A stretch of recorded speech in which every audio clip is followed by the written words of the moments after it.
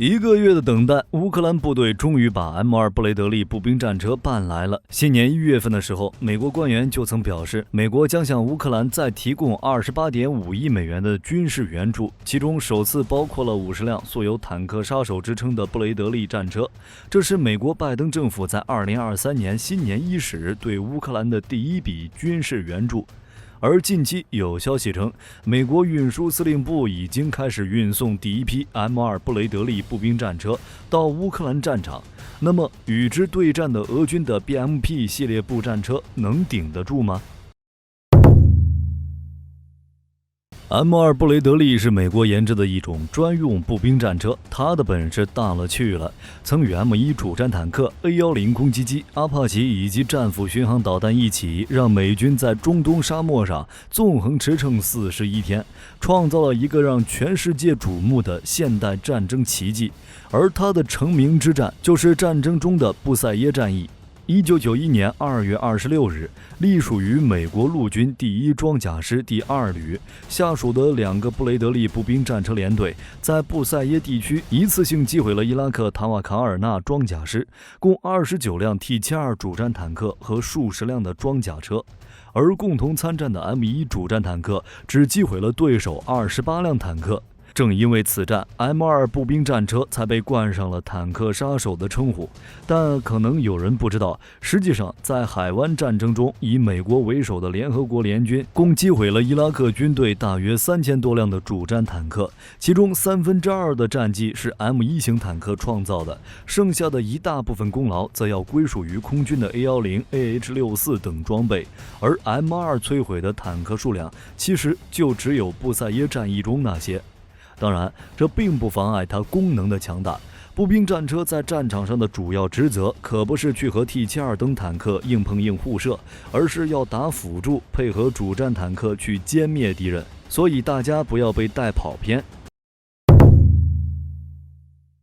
M2 最抢眼的地方是它强大的辅助能力，光是基础型便采用全电式的炮塔驱动系统和双向稳定器。炮手配置有夜间采用热成像仪、昼间瞄准镜，而车长则有光学中继显示装置，放大倍率有4和12倍率2种。4倍的用于驾驶和机关炮射击，12倍的用于追踪陶式反坦克导弹，十分奢侈。同时还配有固定电源和备份的昼间瞄准镜，而车上的4个潜望镜分别配置给了车长、炮长、驾驶员和成员，具备全天候作战能力。因此 M2 步战车在多数时间里都会先于主战坦克发现目标，并为其提供准确位置，助其完成击杀。而到了后期 ，M2 系步兵战车的辅助能力变得更强，其安装的 Janus RSTA 周式瞄准具内有一个采用高性能红外凝视焦平面阵列的 MWIR 热探测器，一个具备连续变焦能力的高性能彩色 CCD-TV 摄像机，以及一台人眼安全激光测距仪，一台视频跟踪器，直接让 M2 步兵战车具备猎歼能力。一如海湾战争中击毁的每一辆伊拉克坦克都有 M2 步战车的一份功劳。还有一点，这款步战车搭载有一台600马力的康明斯 VTA903T 8缸柴油机，能拉着它27.6吨重的车体在沙漠上飙出比 M1A1 主战坦克还要快的速度，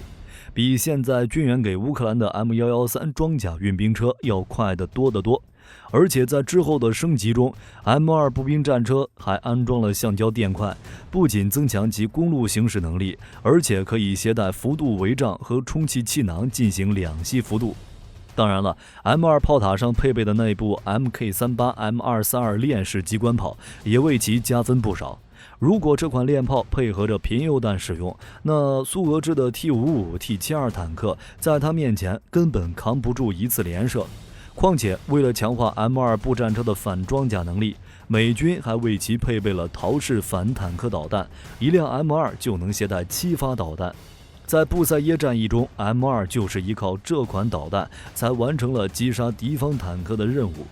M2 步战车是美军机械化步兵排的主要机动力量。虽然美军步兵排分为多种，如斯特瑞克旅的高机动步兵排、海军陆战队、陆军机械化等等，但9人的步兵班刚好能直接塞进 M2 里进行机动。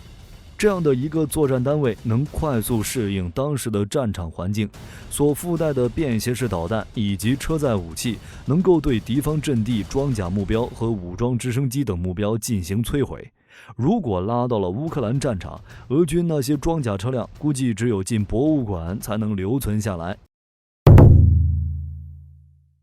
M2 步兵战车前后经历了4、5次的大升级，每一次升级都在朝着一个方向努力，如 M2A1、M2A2、M2A2、ODS 以及 M2A3。M2A1 型是第一次升级，主要改进了反坦克导弹，并加装了整体的3防系统，改善了成员乘坐舒适性，安装了2次防护装置和新型防爆油箱，阻止车辆因为一次偷袭就彻底失去作战能力，并改进了车载火灾报警器。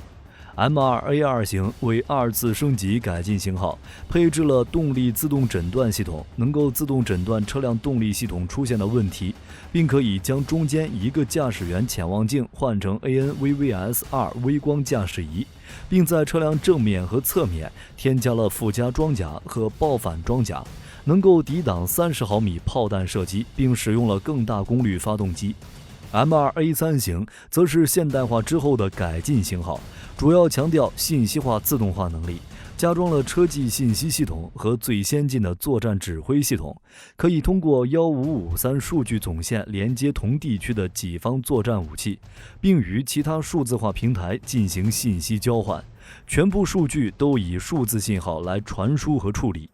而此次援助乌克兰的版本就是隔过去的 M2A2 ODS 版本。这个版本的 M2 步兵战车是根据沙漠风暴行动的经验，在 M2A2 的基础上开发而来的，新增加了人眼安全的2氧化碳激光测距仪、全球定位系统和指南针、战斗识别系统以及驱动程序的热查看器等设备，使 M2A2 具备了强大的态势感知能力，属于最强的辅助装甲车辆之一。而近期有消息称，美国会将这50多辆 M2A2 ODS 步兵战车通过海路送往欧洲，然后投入到乌克兰战场中。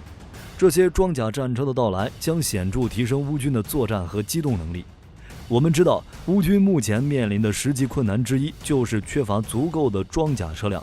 经过激烈的战场消耗，乌军原先装备的坦克和装甲车损失殆尽。英国国防部曾发布的报告称，乌克兰装甲部队中超过一半都是由缴获的俄军车辆组成，但这些战利品缺乏零件，难以保养，实际出动率很低。在之前的乌东反击战中，乌军只能使用欧洲援助的老式装甲车和各种民用车辆投入战斗，损失相当大。加上乌军还一直在谋求向乌克兰东部和南部推进，尤其是希望进军克里米亚半岛，所以 M2A2 ODS 步兵战车加上可能会同时抵达的黄鼠狼步兵战车和 AMX-10RC 轮式突击炮，虽然不一定适合与俄军主战坦克正面交锋，但凭借105毫米主炮和反坦克导弹，它们可以当作移动的反坦克平台使用，实施快速射击战术。到了战场以后，是绝对要与俄军的 BMP 系步战车一争高下的。BMP 系列步战车是前苏联在第2次世界大战后，根据苏联当时的大纵深作战理论开发的机械化步兵作战装备，是当时世界上性能最高的步兵战斗装甲车之一。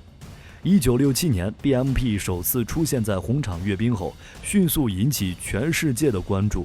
BMP 系列步战车与 M2 系列一样，其设计都具有幅度能力，整体装甲防护性能在当时的水平上也非常突出。BMP 步战车一经推出，就受到许多国家的欢迎，并大量出口。在 BMP 1型后，前苏联在20世纪70年代推出了改进的 BMP 2型，随后发展了3型和4型。后续型号也和早期的 BMP 1型一样大量出口，甚至一些国家在苏联 BMP 系列步行战车的基础上发展了自己国内步兵战车。如印度，其国内的 BMP 系列步行战车总产量和出口量都有1万辆左右了。而在俄乌战场上，早些时候俄军投入作战的 BMP-3 步兵战车都已经损失殆尽，现在与乌军对抗的大部分都是 BMP-2 系列步兵战车。所以在未来，美援助的 M2A2ODS 步兵战车，其主要对手可能就是俄军的 BMP-2系的步战车，虽不如 BMP-3，但也应该是此系列里的最新型号。BMP-2M 步兵战车是 BMP-2的升级版本，升级后的战车具有更好的机动性和火力。升级后的车辆有2种不同的配置，包括 BMP-2M 和 BMP-2M， 前者对抗敌人兵力，后者用于坦克的进行路线。BMP-2M 有3名成员，最多可运送7名士兵。车辆保留了 BMP-2 的设计规格，长 6.73 米，宽 3.15 米，高 2.45 米。该车辆的战斗重量约为16000千克。相对于老型号 BMP-2M 装备有一个 Breathhawk 战斗模块，除了标配的 2A42 机关炮外，还加装了 AG30 榴弹发射器。反坦克导弹也从 9M114 换成了 9M113 反坦克导弹，火力优势相当于提升了近4倍，而与美国的 M2A3 相比，火力超了近2倍，更别说是注重感知能力的 M2A2ODS 了。除了火力升级外， BMP-2M 车辆上还配备一个与传感器套件相连的计算机，一部热成像目标示踪器和一个独立的双轴稳定式车长瞄准镜，以及一部摄像机和一部激光测距仪。它的 PL1 激光照明灯昼夜探测距离分别为5000米和3000米。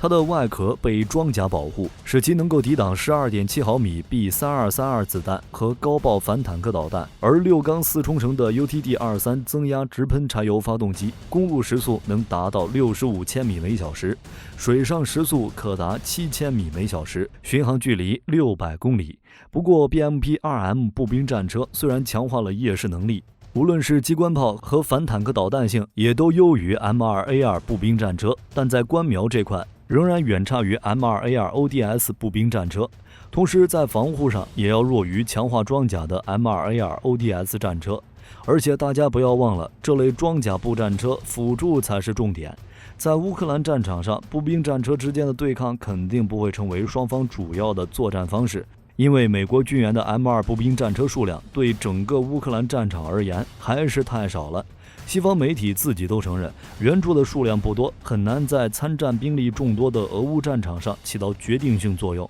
而且，即便 M2A2ODS 步兵战车在性能上要优于俄军 BMP 步兵战车，但乌克兰士兵在使用上能否完全发挥出其威力，我们还不得而知。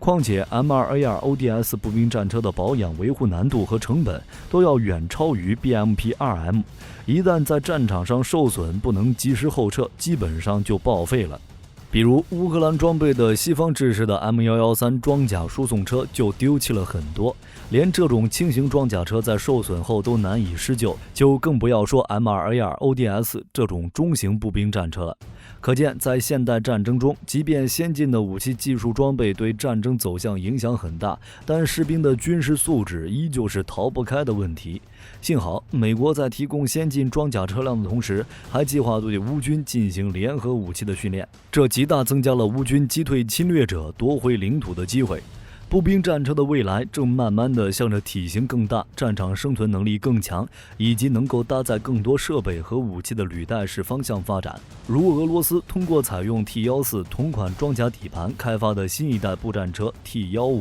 德国莱茵金属公司开发的新一代 Lynx KF3141山猫步兵战车，以及以色列开发的堪比主战坦克的雌虎步兵战车等等。他们的出现都进一步解决了步坦协同作战中原来存在的一些问题，使步兵实现了机械化与装甲化，大大的提高了装甲坦克的生存性与作战能力，使主战坦克能更好地发挥其突击作用，是当之无愧的辅助神兵。好了，关于第一批 M2A2ODS 步战车，大家还有什么补充的？抵达后又会对俄军坦克造成哪些影响？欢迎在评论区留言，我们一起讨论。我是火力军，我们下期再见。